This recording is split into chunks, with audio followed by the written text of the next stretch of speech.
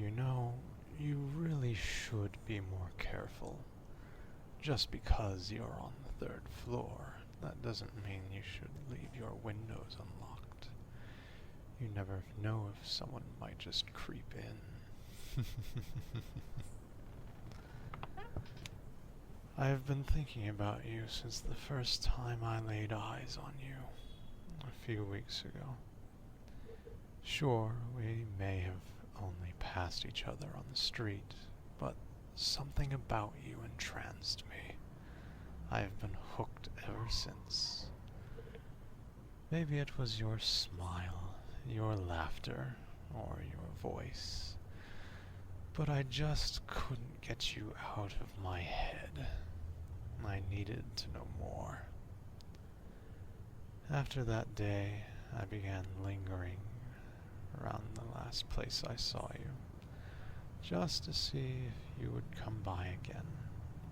Sure enough, on the same street, about the same time, you showed up, almost like clockwork.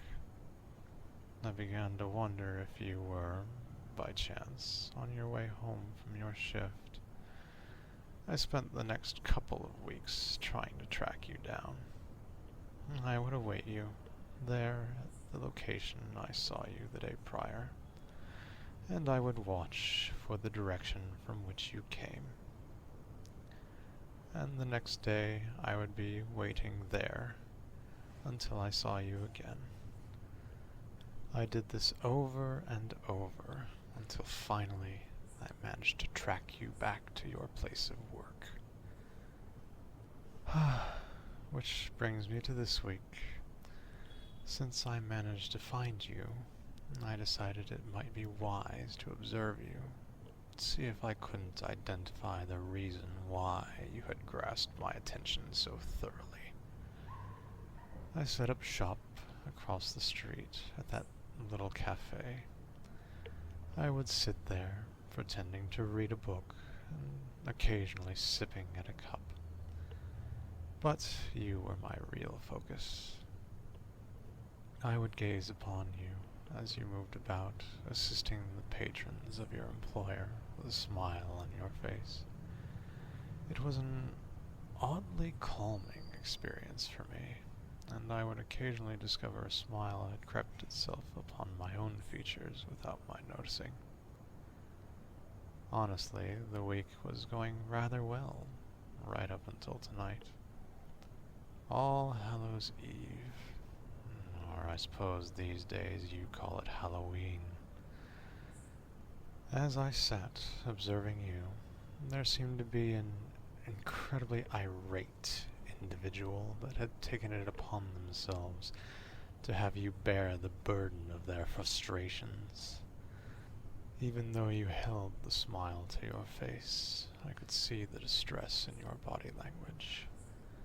As I rose from my station and crossed the street, ready to deal with the cretin there and then, one of your compatriots stepped in to ward off your aggressor.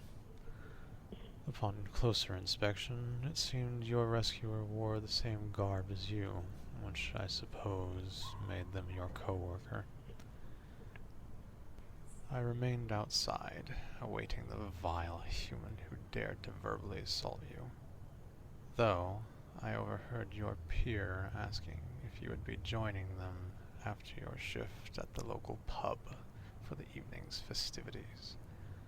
When you gave them an affirmative answer, I knew that the time I had to punish the vermin would be short if I wanted to behold your celebratory behavior, and I did, very much so. As they had left your establishment without the items that they sought, I was, unfortunately, forced to tail them for some time as they traipsed about the nearby vendors, searching for their goods.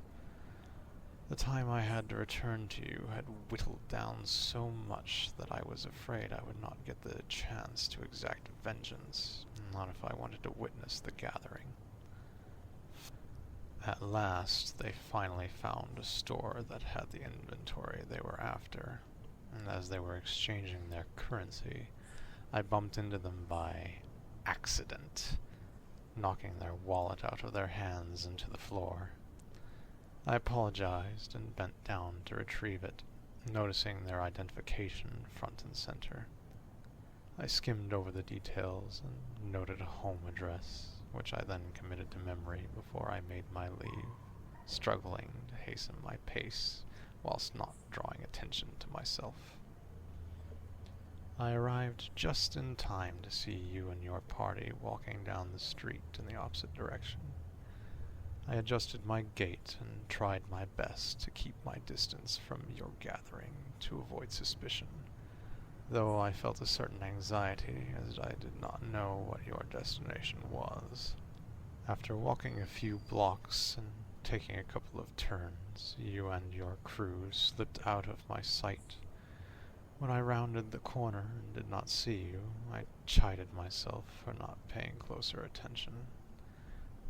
I was about to retire for the evening when I heard your laugh just inside the entrance of a nearby tavern, and I sighed in relief.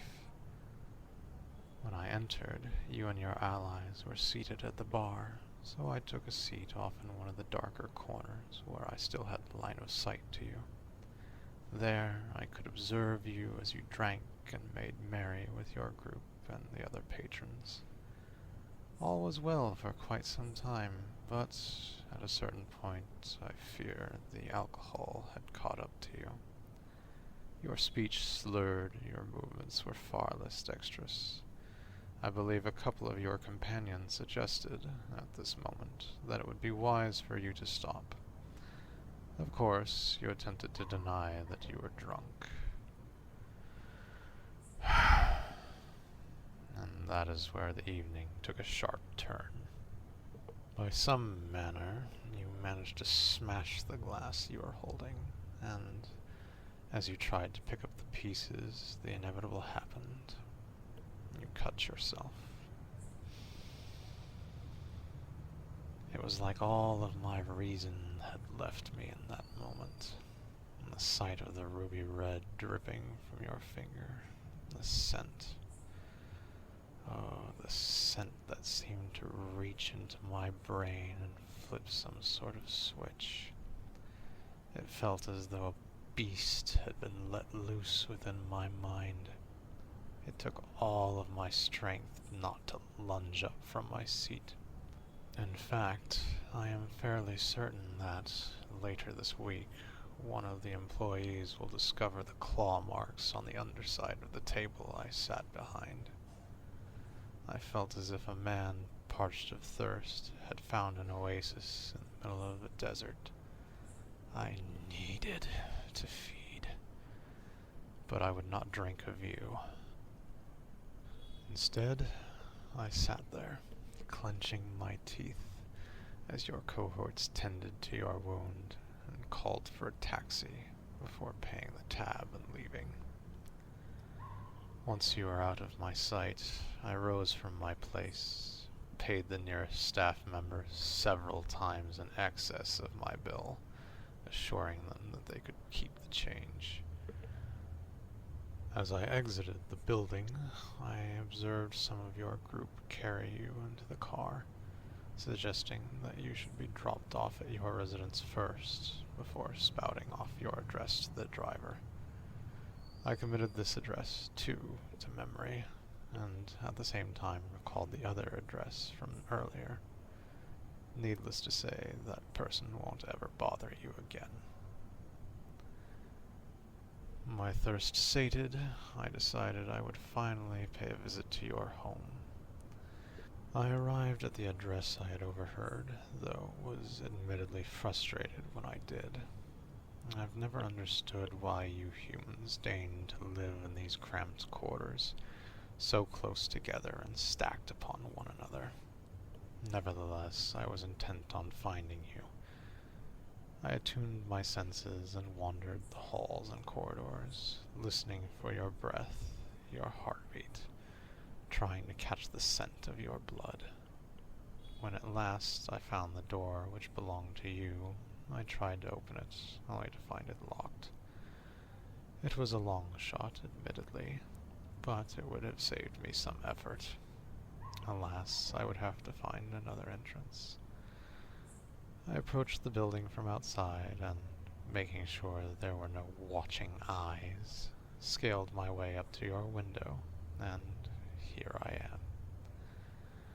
While I do not yet know what it is that draws me to you, I have every intention to find out. Your blood calls to me, of that I am certain. Only time will tell if there is more to it, but I assure you, we'll have plenty of that. Oh, it would seem that you are awake. Good morning, my dear. Did you sleep well?